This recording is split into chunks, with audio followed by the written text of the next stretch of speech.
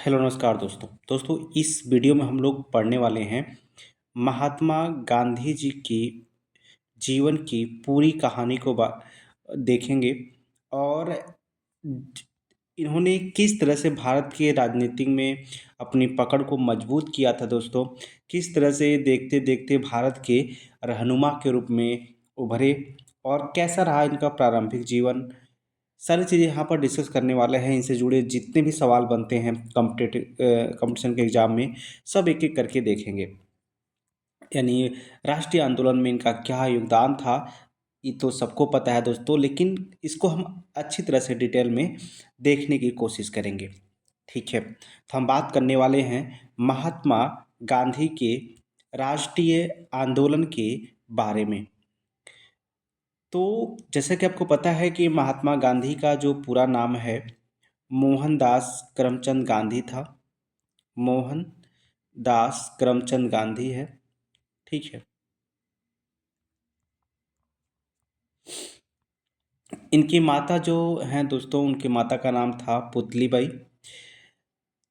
महात्मा गांधी का जो 2 दशक जीवन था वो कहाँ पर बीता? वह इंग्लैंड में ही बीता। इन्होंने अपनी पढ़ाई करने के लिए यह इंग्लैंड चले गए थे। तो उस समय जब गए थे तो उस समय का भारत कुछ और था, लेकिन जब वापस आए तो उस समय का भारत कुछ और इन्होंने देखा और उस समय के भारत में बहुत कुछ बदलाव देखा। इसलिए यह भारत का जो भ्रमण इन्होंने किया था, हालांकि भ्रमण जो है बाल गंगाधर तिलक सॉरी गोपाल कृष्ण गोखले के कहने पर इन्होंने एक बार भारत का पूरा भ्रमण किया था। तो धीरे धीरे देखेंगे इनकी पूरी कहानी की पूरी जर्नी के बारे में। होता क्या है, 2 दशक ये विदेश में रहने के बाद देखिए, दरअसल ये 1983 में, ठीक है भाई, 1983 में कहाँ चले जाते हैं? यह इंग्लैंड चले जाते हैं 1983 में। तो हमने पहले बताया कि 1983 में जब इंग्लैंड जाते हैं तो उस समय भारत कुछ और था और जैसे जैसे फिर जब 1915 में इंग्लैंड से वापस आते हैं तो ये देखते हैं कि भारत में बहुत कुछ चेंज हो गए हैं और यहाँ पर जो है मतलब चीज़ें बदल गई हैं। पहले जैसे उनको कुछ दिखाई नहीं दिया, जैसे जो ब्रिटिश हुकूमत थी वो काफ़ी मतलब एक तरह से कहें तो काफ़ी उसका वर्चस्व बढ़ गया था और बहुत लोग मतलब अमीर गरीब के बीच में ज़्यादा अंतर बढ़ गया था, तो बहुत कुछ चेंज हो गया था इनको। तो इन्होंने पाया कि अपेक्षाकृत जो भिन्न पाया भारत अब राजनीतिक रूप से अधिक सक्रिय था। एक चीज़ और था कि भारत में पहले जो था कि भारत के लोग, ठीक है, राजनीतिक के मामले में नहीं दखलंदाजी करते थे, लेकिन अब जैसे जैसे लोग पढ़ने लगे तो उन्होंने भारत की जो पॉलिसी, जो इंग्लैंड का जो पॉलिसी था उनके अनुसार जो राजनीतिक चीज़ें थी उसमें उन्होंने भाग लेना स्टार्ट कर दिया। ठीक है, तो उसी समय की बात है 1905 और 7 के स्वदेशी आंदोलन ने कुछ प्रमुख नेताओं को, देखिए 1905 और 1900 मतलब 1905 में आपको पता है कि 1905 से 1907 तक स्वदेशी आंदोलन चले, जिसमें कुछ प्रमुख नेताओं का जन्म दिया। मतलब कुछ प्रमुख नेता वहाँ से निकल कर आए और वो नेता थे लाल बाल पाल यानी बाल गंगाधर तिलक, ठीक है, बंगाल के बिपिन चंद्र पाल और पंजाब के लाला, देखिए तीनों अलग अलग महाराष्ट्र के हैं बाल गंगाधर तिलक और बंगाल के हैं बिपिन चंद्र पाल और पंजाब के हैं लाला लाजपत राय। ठीक है, तो ये तीनों जो है लाल बाल पाल के नाम से मशहूर हुए और ये तीनों गर्म दल के नेता के रूप में जाने गए। आगे देखते हैं कि जब गांधी जी आए तो आपको पता है गांधी जी 1917 में एक आंदोलन किया, चंपारण। ठीक है, चंपारण आंदोलन जो बिहार में है चंपारण, ठीक है। और ये जो चंपारण आंदोलन है ये नील के खेती के विरुद्ध में किया गया आंदोलन था। यानी जो अंग्रेज़ थे वो ज़बरदस्ती नील की खेती करवा रहे थे बिहार के किसानों से। तो राजकुमार के कहने पर, राजकुमार एक व्यक्ति थे जिनके कहने पर जो महात्मा गांधी जी है जो हैं चंपारण जाते हैं और उन्होंने वहाँ देखा तो किसानों की जो दुर्दशा थी बहुत ही दयनीय थी। तो इसलिए क्योंकि जॉयस्टी देखिए जो नील की खेती जिस भूमि में की जाती थी, वह जो भूमि है ना नील की खेती करने से क्या होती थी, बंजर हो जाती थी। और जब भूमि बंजर हो जाएगी तो दिक्कत तो होगा ही। फिर किसानों के लिए अपने जीवन यापन करने का जो साधन था वो खत्म हो जाता है। तो 1997 में जो है नील की खेती का, अच्छा इसमें इसी को हम लोग तीन कठिया पद्धति के रूप में भी जानते हैं। जैसे होता क्या था कि अगर किसी के पास 3 कट्ठा ज़मीन है तो 1 कट्ठा पर नील की खेती को कंपल्सरी कर दिया गया था अंग्रेजों द्वारा। ठीक है, तो इसी का विरोध हो चल रहा था और इसके लिए गांधी जी चंपारण जाते हैं राजकुमार के कहने पे, और वहाँ पर इसका जो है आंदोलन करते हैं। ठीक है, यानी इसका जो प्रथम अगर आपसे कहें तो गांधी जी का जो प्रथम आंदोलन है यही है चंपारण आंदोलन 1917 में हुआ था। ठीक है, उसके बाद 1918 में खेड़ा में आंदोलन करते हैं, और फिर अहमदाबाद मिल मजदूरों के लिए जो आंदोलन किया था तो गांधी जी ने, तो ये सभी जो गांधी जी का आंदोलन है इसमें गांधी जी की जीत होती है। अच्छा, इसमें जो अहमदाबाद है, जो मिल मजदूरों की जो क्या थी, डिमांड क्या थी, दरअसल उस समय की बात है। इस समय आपको पता है कि भयंकर प्लेग जो बीमारी थी ना बहुत तेज फैली थी, जिस तरह से इस समय कोरोना फैली थी अभी हाल ही में 2019 में, उसी तरह उसमें प्लेग जो बीमारी थी वो मतलब एक तरह से कहें कि बहुत ही भयानक तरीके से अपने पूरे भारत को जकड़ लिया था। यानी बहुत लोगों की प्लेग से क्या हो रही थी, मृत्यु हो रही थी। तो इस पर क्या था कि जितने भी फैक्ट्रियां थी, ठीक है, वो जितने भी जो लोग थे फैक्ट्री में काम करने वाले, वो अपने काम को छोड़ करके अपने घर जाने के लिए तैयार थे, यानी घर जाना चाहते थे सब लोग को। भाई सभी को अपनी जान प्यारी है। जिस तरह आपने देखा ना कोरोना में क्या हुआ, तो कोरोना में क्या हुआ कि भाई लोग बाहर से घर आने लगे, है ना, कि किसी तरह लोग अपने घर जाते थे ताकि अपने परिवार में रहे, क्योंकि जो प्लेग बीमारी थी ना बहुत ही भयानक बीमारी थी। अब होता क्या है कि अंग्रेजों को लगा यार कि अगर सभी लोग चले जाएंगे तो फिर मिल तो फैक्ट्री तो बंद हो जाएगी।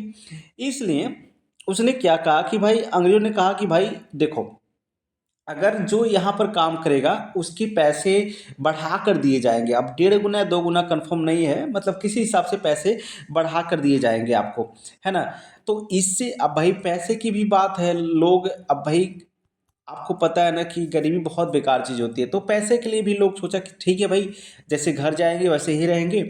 और होता क्या है कि वे लोग काम करना स्टार्ट कर देते हैं, लेकिन बाद में जब प्लेग खत्म होता है तो जब सैलरी देने की बात आती है ना, तो कहा जाता है कि अंग्रेज द्वारा कि वे लोग जो पैसे बढ़ाए थे वो देने से इनकार कर देते हैं। समझ में आ रहा है। तो होता क्या है कि अब गांधी जी को जब ये बात पता चलती है तो वो जाते हैं और वहाँ पर भी आंदोलन होता है, और बीच के रास्ते को निकाला जाता है ना ना मतलब श्रमिकों का बात सुना जाता है ना। गांधी जी क्या करते हैं, बीच के रास्ता निकालते हैं और ना श्रमिकों के बात को और ना ही मिल जो मालिक है उनके बात को सुनाता है।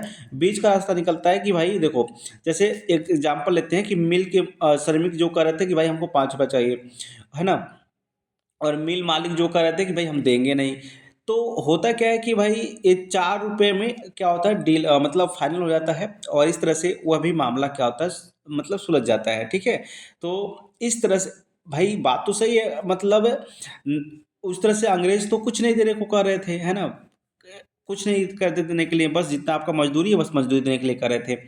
तो इससे होता क्या है कि भाई वहाँ भी इस तरह से कहे तो गांधी जी की वहाँ पर क्या होती है, जीत हो जाती है ना, क्योंकि बीच का रास्ता निकाल कर तो आते हैं कम से कम।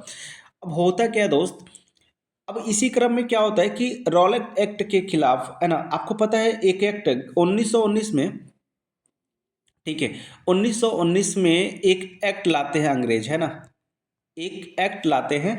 अब इस एक एक्ट के तहत होता क्या है, इस एक्ट के तहत होता ये है कि भाई अंग्रेज जो है ना, जिसको चाहे, है ना, जिसको चाहे वे मतलब उसको गिरफ्तार कर सकते हैं, चाहे मतलब जिस पर शक हो, है ना, उसको गिरफ्तार कर सकते हैं।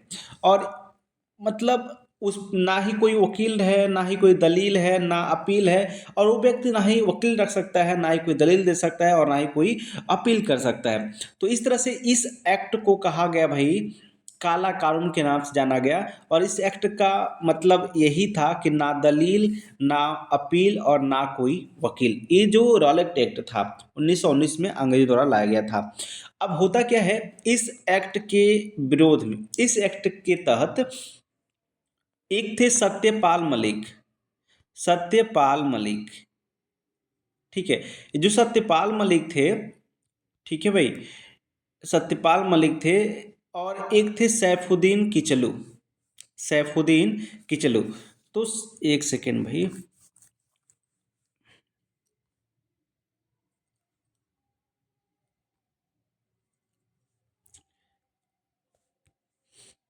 एक थे भाई सत्यपाल मलिक, और एक थे सैफुद्दीन किचलू।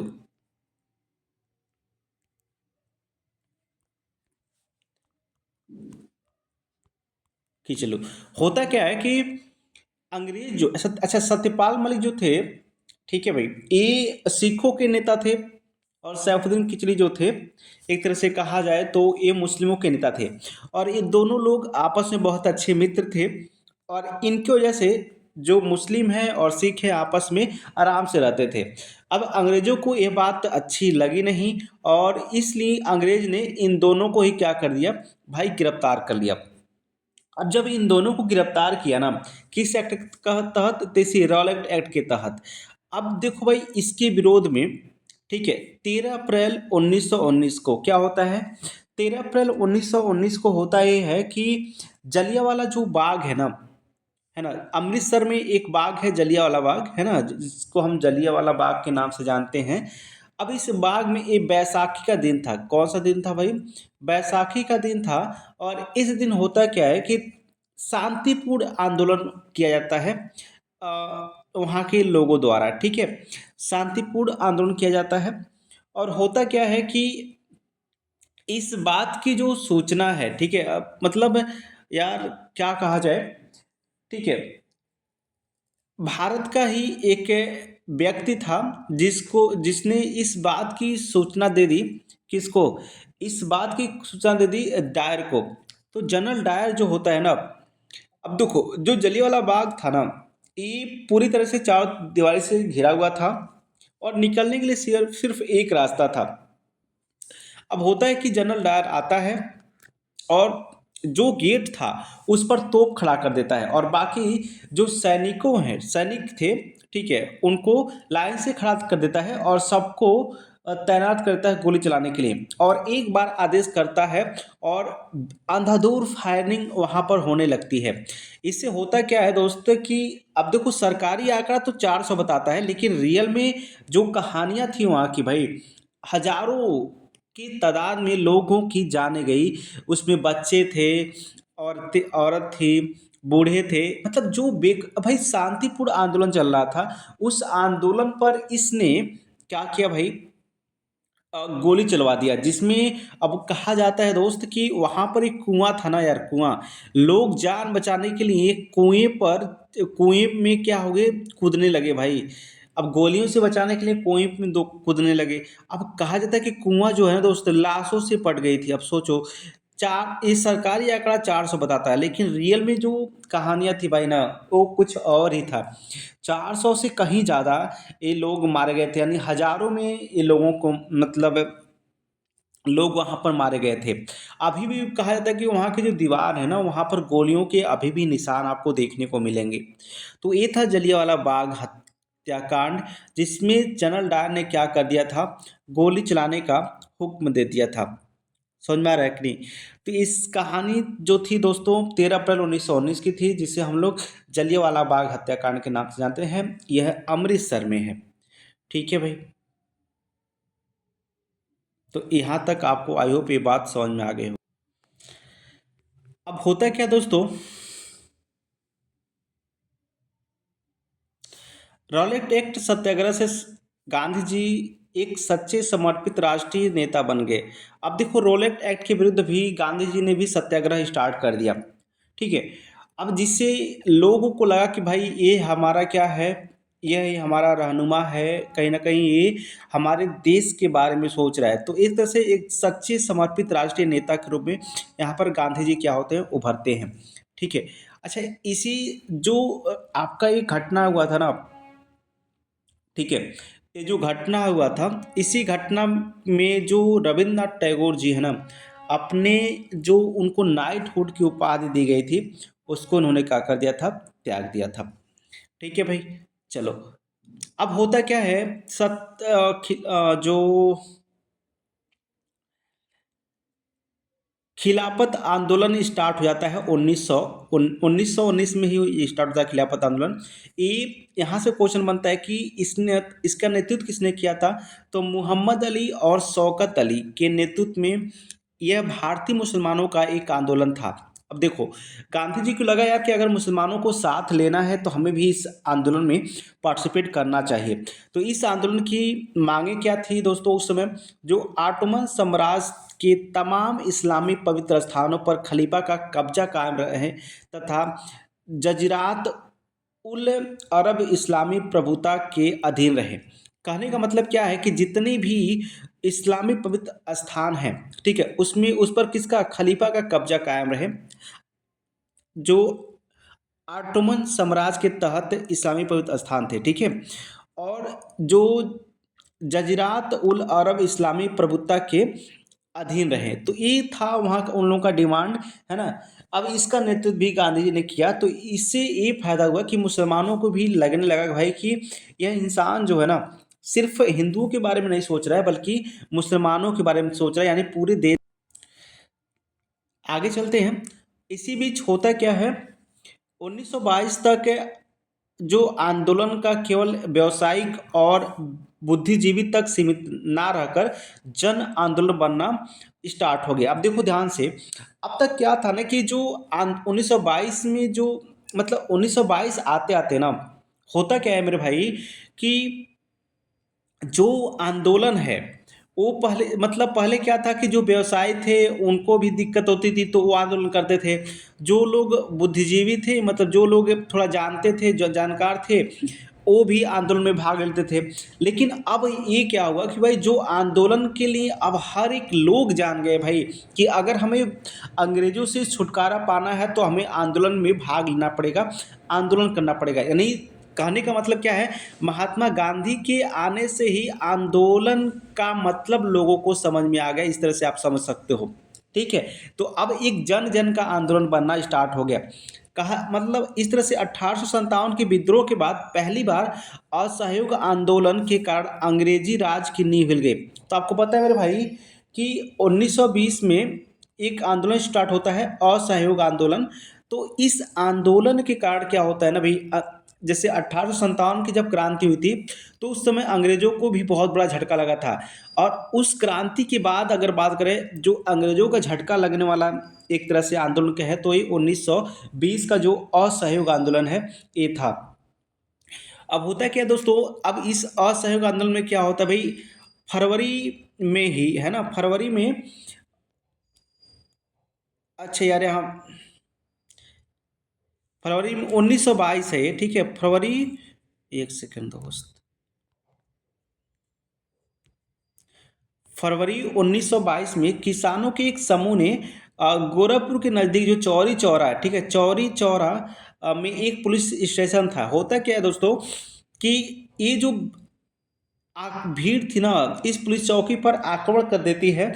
और होता क्या है कि उस आक्रमण में जो पुलिस चौकी में, देखो जब आक्रमण होता है, जब भीड़ किसी पुलिस मतलब आक्रमण करती है, तो जितने भी पुलिस थे वो अंदर चले जाते हैं। ठीक है। और यहाँ होता क्या है कि बाहर से खिड़ मतलब जो दरवाज़ा है बंद कर दिया जाता है, और उस पूरे पुलिस चौकी में आग लग जाती है, जिससे मतलब कई जो होता है ना कि कई पुलिस जो थे जल करके मतलब मर गए थे। तो इससे क्या हुआ कि गांधी जी ने सोचा यार कि, क्योंकि गांधी जी क्या थे, एक अहिंसावादी थे।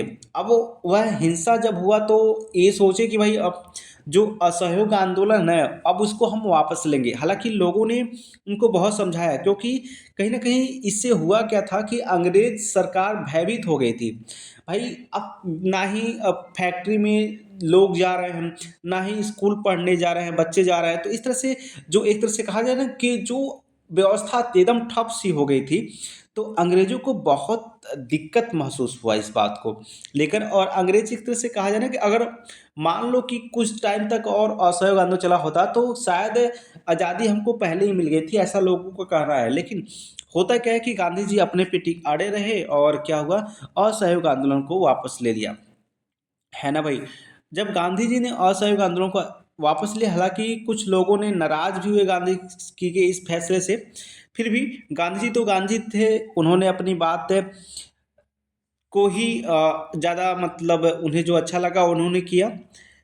अब होता क्या है दोस्तों, 1922 तक गांधी जी एक जननेता बन गए थे, और क्योंकि भारतीय राष्ट्रवाद को उन्होंने एक नई दिशा दी थी, ठीक है, नई दिशा दी थी, जिसमें किसान, मजदूर, व्यापारी, मध्य वर्ग को आंदोलन में शामिल किया था। अब समझ रहे हो, पहले कौन थे आ रहे थे, पहले व्यापारी आ रहे थे, और फिर क्या मतलब जो पढ़े लिखे लोग थे वो शामिल हुए थे आंदोलन में।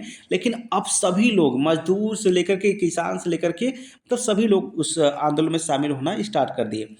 अब होता क्या है दोस्तों कि और उन तक अपनी पहचान बनाई, है ना। उनकी कार्यशैली, पहनावा, संगठन क्षमता ने आम भारतीयों को शुभचिंतक बना दिया। लोगों ने उन्हें अपने दुखों को हरने वाला मानने लगे। अब देखो भाई, अब देखो गांधी जी कितने ही, आप एक बात समझो, गांधी जी कितने मतलब उनके पास कितना दिमाग था, आप इस बात को समझ सकते हो कि देखो, अगर होता क्या है कि ये कहीं न कहीं इसका बहुत बड़ा इमोशनली प्रभाव पड़ता है कि भाई, कि जैसे आप किसी गरीब बस्ती में जा रहे हो और सूट-वूट के पहन के जाओगे और उनके लिए कुछ कहोगे तो शायद उतना अ, वो नहीं आपको समझ पाएँगे। लेकिन अगर उन्हीं की तरह पहनावा रखोगे, उन्हीं की तरह रहना स्टार्ट करोगे, तो कहीं न कहीं उन्हें लगता है कि भाई ये तो हमारी तरह मतलब रह रहे हैं, बिल्कुल हमको हमारा जो है लगता है कि इनको जो है हमारा परवाह है ना? तो इस तरह से कहीं न कहीं एक तरह से उनकी अंदर ये बात चली जाती है, उन दिल से उनको लगने लगता है कि भाई हाँ, यही हमारा क्या है, हमारे दुखों को हर सकता है। तो लोग उन्हें दुखों को हरने वाला मानने लगे, है ना? तो कोई भी दिक्कतें होती थी, भाई गांधी जी, तो आप समझ रहे हो गांधी जी एक ब्रांड हो गए थे तब तक। अब देखो, होता क्या है कि चरखी का जो महत्व है, चरखे का महत्व ऐसे मानव समाज के प्रतीक के रूप में देखा, जिसमें मशीनों और प्रौद्योगिकियों की बहुत महामंडित नहीं किया गया है। समझ में आ रहा है? कहने का मतलब है कि यहाँ पर चरखे का भी इन्होंने महत्व बताया, है ना? और मशीनों और जो, भाई आपको पता है अंग्रेज़ों के पास तो क्या थे, जो आधुनिक मशीनें थी कपड़े-वपड़े बुनाई करने की। लेकिन गांधी जी ने चरखे का प्रयोग किया और चरखे को इस तरह से प्रस्तुत किया, ठीक है? तो आगे होता है क्या है, 12 दिसंबर 1929 को, है ना, लाहौर में कांग्रेस का जो अधिवेशन होता है, ठीक है, उसमें पूर्ण स्वराज की उद्घोषणा की जाती है, ठीक है। तो ये भी क्वेश्चन बन जाता है कि किस समय पूर्ण स्वराज की उद्घोषणा की जाती है, तो 1929 में यह कहाँ हुआ था, लाहौर में यह अधिवेशन हुआ था, ठीक है, समझ में आ रहा है। और 26 जनवरी 1930 का मतलब 30 को ही राष्ट्रीय ध्वज फहराकर स्वतंत्रता दिवस मनाया गया था। तो कहने का मतलब क्या है, 26 जनवरी 1930 को ही क्या कर दिया गया था, राष्ट्रीय ध्वज फहरा करके और स्वतंत्रता दिवस के रूप में क्या किया गया था, मनाया गया था। इसी बीच होता क्या है मेरे भाई, 12 मार्च 1930 से होता क्या है, 12 मार्च 1930 में, है ना, ये जो अंग्रेज हैं नमक पे भी क्या लगा दिए थे, कर लगा दिए थे। तो इसके लिए गांधी जी ने क्या किया था कि गुजरा अपने आश्रम साबरमती से, है ना, समुद्र की ओर, है ना, साबरमती से समुद्र की ओर क्या किया था, दांडी मार्च निकाला था, ठीक है। इस शुरू में तो अपने 78 अनुयायियों के साथ ये मार्च स्टार्ट किया था, लेकिन धीरे धीरे पूरा देश इनके साथ जोड़ने लगा। और होता क्या है कि 6 अप्रैल 1930 को ये नमक बना करके मतलब ये साबरमती से कहाँ तक, दांडी तक इन्होंने यात्रा किया था। ठीक है, ये टोटल यात्रा पूछ लेता है कि कितने दिन चली, तो 24 दिन तक यात्रा चली थी। और 1930 को ही नमक बना करके दांडी यात्रा को क्या कर दिया गया था, समाप्त कर दिया गया था। तो ये बात भी आपको याद रखने हैं ना। ये नमक पे जो कर लगाए थे अंग्रेज, इसके विरोध में यात्रा थी। अब नमक यात्रा के 3 कारणों से उल्लेखनीय था। ठीक है, पहला कारण यह था कि इस आंदोलन के चलते गांधी जी दुनिया के नज़र में आए, और यह पहला राष्ट्रवादी गतिविधि थी जिसमें औरतों ने बढ़ चढ़कर हिस्सा लिया। मतलब इस आंदोलन में, यानी जो दांडी मार्च था, इसमें क्या हुआ था, औरतों ने भी बढ़ चढ़ करके, यानी कहें कि अधिक मात्रा में औरतों ने भी इस आंदोलन में क्या किया था, भाग लिया था। तो ये बात आप समझ गए। अगला जो है, अंग्रेजों को यह जो एहसास हो गया हुआ कि उनका राज बहुत दिनों तक नहीं टिकेगा। अब इस यात्रा से इन्हें कहीं ना कहीं एहसास हो गया था अंग्रेजों को भाई कि अब उनका जो राज है ना, बहुत दिन तक नहीं टिकने वाला है। इसी बीच होता क्या है दोस्तों, 1931 में गांधी इरविन समझौते पर सहमति होती है। ठीक है, 1931 में गांधी इरविन समझौता होता है। और इस समझौते के तहत जो है, मतलब सबने जो अवज्ञा आंदोलन चल रहा था उसको, मतलब जब नमक कानून है ना भाई, नमक कानून के लिए जब दांडी यात्रा स्टार्ट की गई थी ना मेरे दोस्त, अब उसी में गांधी जी जब देखे कि भाई इतने लोग हमारे साथ जुड़ गए हैं, तो इसी में इन्होंने एक आंदोलन स्टार्ट कर दिया। और उस आंदोलन का नाम रखा गया सविनय अवज्ञा आंदोलन, है ना। अब होता क्या है कि अब इससे क्या हो गया ना, इससे हुआ क्या दोस्त, कि अब अंग्रेज जो हैं घबरा गए थे। ठीक है, इसलिए 1931 में होता क्या है कि गांधी और इरविन के बीच में एक समझौता होता है। इसमें क्या था कि सबसे पहले सविनय अवज्ञा जो आंदोलन था उसको वापस लेना था, सारे कैदियों को की रिहाई, ठीक है, और तटीय इलाकों में नमक उत्पादन की अनुमति दे दी गई थी। ये सारी चीज़ें यहाँ पर हुआ था। लेकिन अब देखो भाई, यहीं से होता क्या है, यहीं से कहा जाता है कि भाई अगर गांधी जी चाहते तो जो सुभाष चंद्र बोस थे, सॉरी, भगत सिंह थे, सुखदेव थे, राजगुरु थे, उन्हें फंसा, मतलब बचा सकते थे। गांधी इरविन समझौता जब हुआ तो उन्होंने किसी का नाम स्पष्ट नहीं लिया था। वो चाहते तो इन लोगों को बचा सकते थे, ऐसा कहा जाता है। यहाँ पर देखो, सारे कैदियों की रिहाई की बात की जा रही है ना।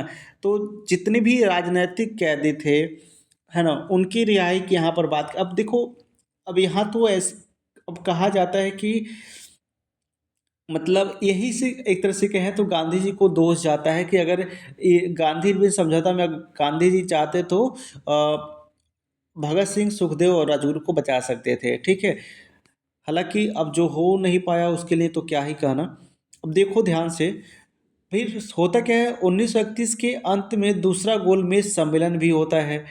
और देखो गांधी जी जो है ना, देखो दूसरे गोलमेज मेज सम्मेलन में, देखो पहले में नहीं भाग लिए, तीसरे में नहीं भाग लिए, लेकिन दूसरे गोलमेज सम्मेलन में भाग लिए थे। अच्छा, यहाँ पर एक क्वेश्चन और पूछा जाता है कि भाई कौन ऐसे नेता थे जो तीनों गोलमेज सम्मेलन में भाग लिए थे। टोटल 3 गोलमेज सम्मेलन हुआ था, 29, 31 और 32 में। तो गांधी जी दूसरे में भाग लेते, जो भीमराव अंबेडकर जी थे ना भाई, वो तीनों गोलमेज सम्मेलन में भाग लिया था, है ना। अब 1931 के अंत में दूसरा गोलमेज सम्मेलन भी होता है। अब होता क्या है कि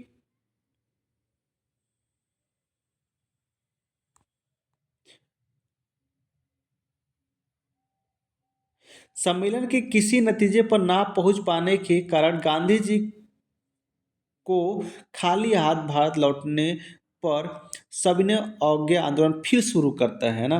अब देखो ध्यान से भाई, होता क्या है कि अब इसमें जब गोलमेज सम्मेलन होता है तो कहीं ना कहीं जो भी चीज़ें होती थी, गांधी जी उससे खुश नहीं हुए, और फिर वे भारत आए और फिर क्या किया भाई, चलो हम सविनय अवज्ञा आंदोलन करेंगे, ये अंग्रेज ऐसे मानने वाले तो नहीं हैं। है ना, इनको उन्हीं के भाषा में अब सिखाना पड़ेगा।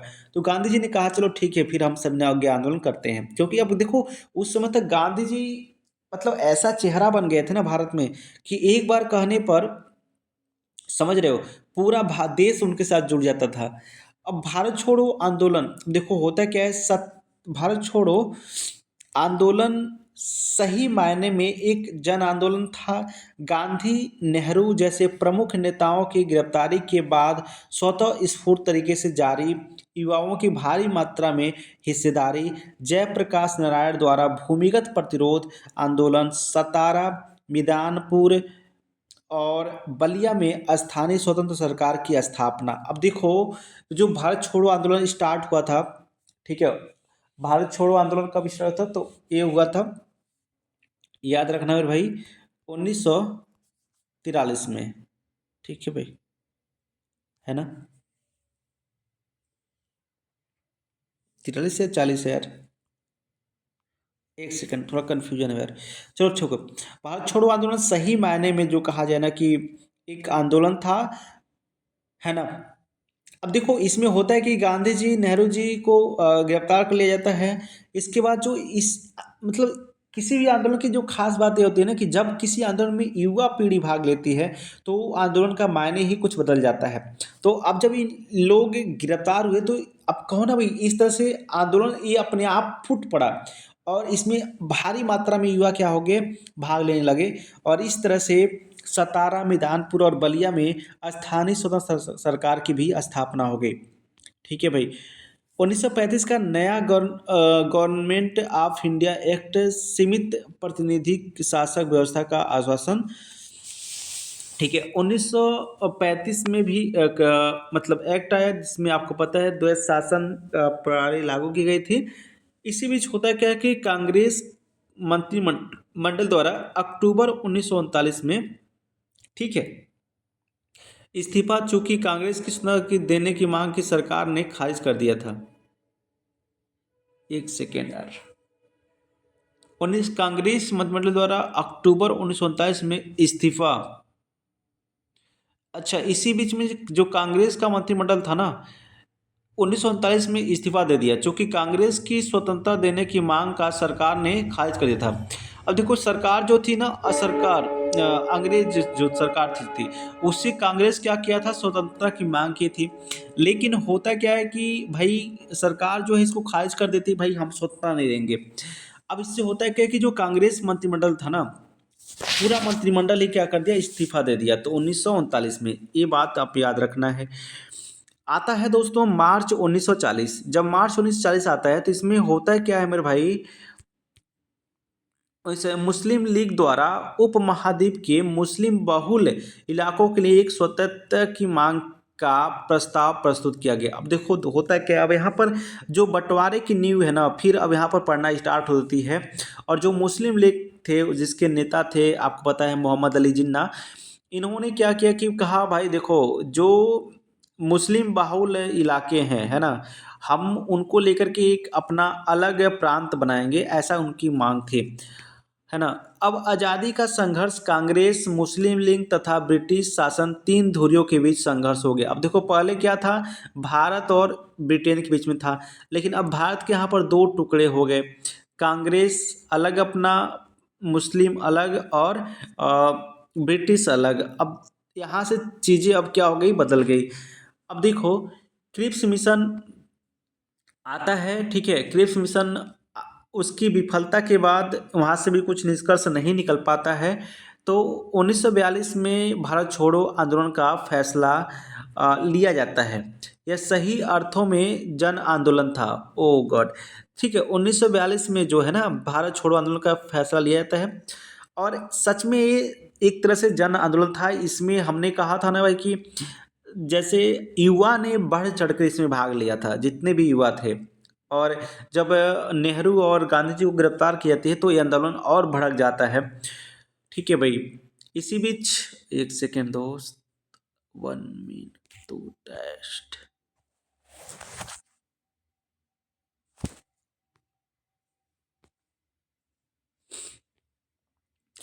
इस बीच 1946 में कैबिनेट मिशन भारत आया किंतु वार्ता जो है वो असफल रहा यहाँ पर भी। 16 अगस्त 1946 का दिन जिन्ना द्वारा पाकिस्तान की स्थापना के लिए लीग की मांग के समर्थन में प्रत्यक्ष कार्यवाही दिवस के रूप में तय किया गया। तो ये भी पूछा था कि प्रत्यक्ष कार्यवाही के दिवस के रूप में कौन सा दिन मनाया गया, तो 16 अगस्त को मनाया गया। इसमें क्या था कि जो जिन्ना थे ना, वो पाकिस्तान की स्थापना के लिए लीग की मांग के समर्थन में प्रत्यक्ष कार्यवाही दिवस के रूप में तय किया। ठीक है। उसी दिन कलकत्ता में खूनी संघर्ष भी शुरू हुआ। देखो भाई, कलकत्ता का एक स्थान था नोआखाली, जहाँ पर मतलब कहा जाए ना कि बहुत भयंकर सांप्रदायिक दंगे हुए। फिर वहाँ पर गांधी जी गए, कुछ दिन वहाँ पर रहे, है ना, और वहाँ के लोगों से बात किया, जिससे दंगे क्या हुए, थोड़ा बहुत कम हुए, है ना, दंगे को उन्होंने रुकवाया है। अब होता क्या है, 1947 में वावेल की जगह लॉर्ड माउंटबेटन की वायसराय के पद पर नियुक्ति होती है। उनके द्वारा वार्ताओं के अंतिम दौर का आह्वान, प्रयासों के विफल होने पर स्वतंत्रता का ऐलान, किंतु उसके साथ विभाजन का भी ऐलान हुआ। देखो होता क्या है, देखो गांधी जी और जो खान अब्दुल गफ्फार खान थे, ठीक है, खान बहादुर गफ्फार खान, ये ऐसे नेता थे जो नहीं चाहते थे कि देश का बंटवारा हो। लेकिन भाई, जिन्ना जैसे व्यक्ति से उलझना भी अब उतना आसान नहीं रह गया था, क्योंकि उसका तो कुछ जान ही रहा था किस।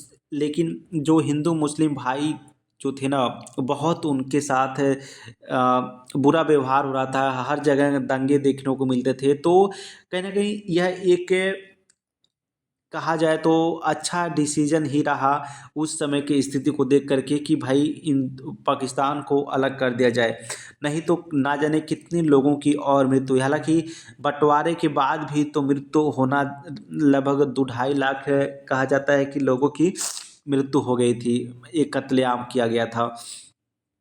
अब देखो, समकालीन स्रोत जैसे गांधी जी के सहयोगियों और प्रतिद्वंदियों का भाषण व लेखन, गांधी जी की आत्मकथा तथा जीवनी, पुलिस रिकॉर्ड, मतलब आज चीज़ों से गांधी जी को समझने में बहुत महत्वपूर्ण समकालीन स्रोत हैं। ठीक है।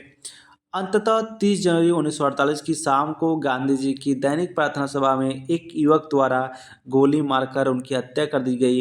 यद्यपि गांधी जी ने स्वतंत्र और अखंड भारत के लिए जीवन भर अहिंसक संघर्ष किया, और आपको पता है कि वह युवक कोई और नहीं था बल्कि नाथूराम गोडसे था। कौन था भाई? नाथूराम गोडसे था। तो इस तरह से गांधी जी का जीवन जो है वो पूरी तरह से भारत के लिए समर्पित था, है ना। देखो होता क्या है कि गांधी जी स्वतंत्रता संग्राम में भाग लेने वाले सभी नेताओं में सर्वाधिक प्रभावशाली और सम्मानित थे, है ना। सही बात है, क्योंकि यार कहीं ना कहीं उस बंदे का मतलब कहा जाए पकड़, तो यार पकड़ बहुत ही अच्छा था। ठीक है, किस तरह से बहुत ही कम समय में पूरे भारत पे अपना पकड़ बना लिया था, अपने बातों से, अपने कर्मों से। मोहनदास करमचंद गांधी दक्षिण अफ्रीका में 2 दशक रहने के बाद 1915 में भारत वापस आए थे।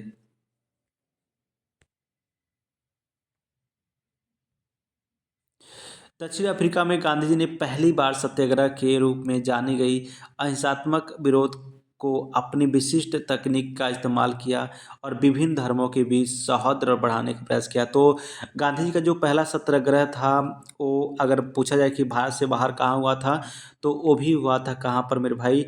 दक्षिण अफ्रीका में। गोखले की सलाह पर इसी भूमि और इसके लोगों को जानने के लिए गांधी जी ने 1 वर्ष तक यात्रा की। तो हमने बताया ना कि भाई गोपाल कृष्ण गोखले ने इनको सलाह दिया कि भाई तुम जाओ, पहले पूरे भारत को समझो, देखो और घूमो। उनकी पहली महत्वपूर्ण सार्वजनिक उपस्थिति फरवरी 1916 में बनारस हिंदू विश्वविद्यालय में के एक उद्घाटन समारोह में हुई, जहां उन्होंने मजदूरों और किसानों को अपने भाषण का केंद्र बिंदु बनाया तथा अपने भविष्य की राजनीतिक रूपरेखा तय की। आगे देखते हैं कि अपनी भाषण के माध्यम से उन्होंने भारतीय विशिष्ट वर्ग को आड़े हाथों लिया और लाखों गरीब भारतीयों का समर्थन किया। तो कहने का मतलब क्या है कि इन्होंने जो विशिष्ट वर्ग थे, जो धनी वर्ग थे, उनको आड़े हाथों लिया, लेकिन गरीबों का सपोर्ट किया। इस बात में उन्होंने सफलतापूर्वक 1917 में चंपारण, 1918 में खेड़ा और अहमदाबाद कपड़े मिल के मजदूरों का समर्थन किया। तो याद रखना है, 1917 में चंपारण हुआ था, 1918 में खेड़ा भी हुआ था और अहमदाबाद में मजदूरों के लिए भी हुआ था। 1914 से 18 के प्रथम विश्व युद्ध के दौरान अंग्रेजों ने प्रेस एक्ट पर प्रतिबंध लगा दिया और बिना जांच के जो कारावास की अनुमति दी। आगे चलकर सर सिडनी रॉलेट स्मिथ की सिफारिशों के आधार पर इन कठोर उपायों को जारी रखा गया है। ठीक है, आगे 1919 में देश भर में रॉलेट एक्ट के खिलाफ अभियान चला। ठीक है, रॉलेट सत्याग्रह से गांधी जी एक सच्चे राष्ट्रीय नेता के रूप में उभरे। ये बात हमने आपको बता दिया। 1920 में क्या हुआ, असहयोग आंदोलन की शुरुआत हुई थी।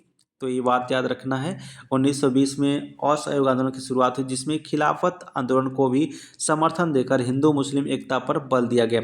तो खिलाफत आंदोलन 1919 और 20 में स्टार्ट हुआ था। 1920 में असहयोग आंदोलन, दोनों को आपस में मर्ज कर दिया गया था। ठीक है, शौकत अली और इनके भाई थे, उन्होंने खिलाफत आंदोलन का नेतृत्व किया था। 1920 में जलियांवाला बाग हत्याकांड के बाद 1919 में जलियांवाला बाग हत्याकांड के बाद अंग्रेजी जो शासन के खिलाफ असहयोग आंदोलन, खिलाफत आंदोलन का समर्थन, अंग्रेजों के साथ पूरी तरह असहयोग, स्कूल कॉलेज और कचहरियाँ सब क्या हो गए भाई, बंद हो गए असहयोग आंदोलन में। उसका चौरी चौरा हत्याकांड होता है, आंदोलन वापस ले लिया जाता है। ये बात भी हमने आपको बता दिया। गांधी जी एक लोकप्रिय नेता होने के कारण आम लोगों की तरह वस्त्र पहनते थे, उनकी तरह रहते थे और उनकी तरह ही भाषा बोलते थे। 1924 में क्या होता है, जेल से रिहा होने के बाद फिर मतलब उसी बीच गांधी जी क्या होते हैं, जेल चले जाते हैं। ठीक है, उसके बाद जेल से रिहा होते हैं और अपना पूरा ध्यान रचनात्मक कार्य जैसे चरखा को लोकप्रिय बनाने में, है ना, हिंदू मुसलमान एकता, छुआछूत को समाप्त करने में लगाया।